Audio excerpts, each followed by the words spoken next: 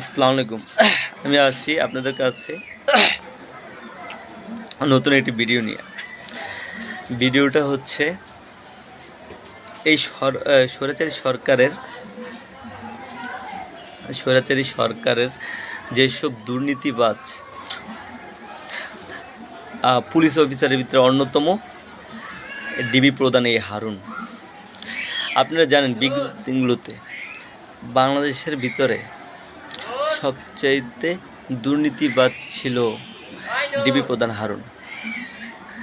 আমরা জানি আগে স্বৈরাচারী শেখ হাসিনার সরকারের অন্যায়ের বিরুদ্ধে যারা গিয়েছিল তারাও বাদ পড়েনি এই কুখ্যাত হারুনের কাছ থেকে। তাদেরকে গুম খুন করে হয়রানিমূলক মিথ্যা মামলা দিয়ে কাবু করে ফেলত। আবারও অনেককে এই ডিবি প্রধান হারুন গুম করে নিয়ে যেত সে ভয়ঙ্কর আয়নাঘরে। সে আয়নাঘরে অনেককে মেরে ফেলে দিত। শুধু মেরেই থমত হয় নাই, তাদের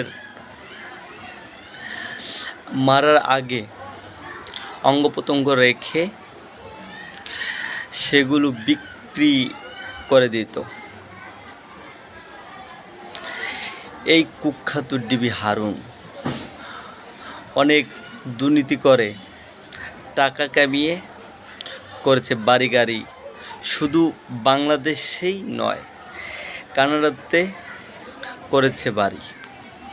আমাদের আজকের তালিকায় দ্বিতীয় নম্বরে রয়েছে আরেক কুখ্যাত বেনজির আহমেদ। প্রাক্তন বাংলাদেশের পুলিশের মহাপরিচালক বেনজির আহমেদ দুর্নীতিবাজ এই পুলিশ অফিসার। তার চাকরি জীবনে কোটি কোটি অবৈধ টাকা কামিয়েছে বেনজির আহমেদ। তার স্ত্রী ও 2 মেয়ের 43.5 কোটি টাকা অবৈধ সম্পদের সন্ধান পেয়েছে দুর্নীতিবাজ কমিশন তদন্ত দল। প্রাথমিকভাবে বেনজির আহমেদের নামে প্রায় 9 কোটি 26 লক্ষ টাকা সম্পদ শনাক্ত করেছে। তার স্ত্রী জিসান মির্জার নামে 2 কোটি 43 লাখ টাকা, তার বড় মেয়ের নামে 8 কোটি 11 লাখ টাকা এবং ছোট মেয়ের নামে রাখে 4 কোটি 76 লাখ টাকা সম্পদ পাওয়া গেছে। একবার ভাবুন, এমন পুলিশ কর্মকর্তা কত বড় দুর্নীতি করতে পারলে এত সম্পদের পাহাড় করতে পারে। শেখ হাসিনা পালিত এই কুলাঙ্গার ছিল আওয়ামী লীগের চামচা। অনেক দুর্নীতি করেছে, দেশকে লুটপাট করে দিয়েছে। শুধু তারাই নয়, এরকম আরও অনেক পুলিশ অফিসার ছিল। বাংলাদেশটাকে একদম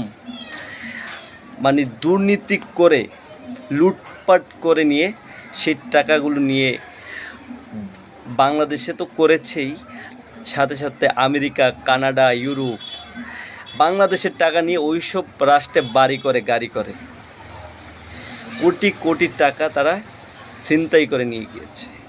এই স্বৈরাচারী সরকার তাকে সাপোর্ট দিতে গিয়ে কত মানুষের জীবন, কত মানুষ যে মারা গেছে, জীবনহানি হয়েছে তাদের।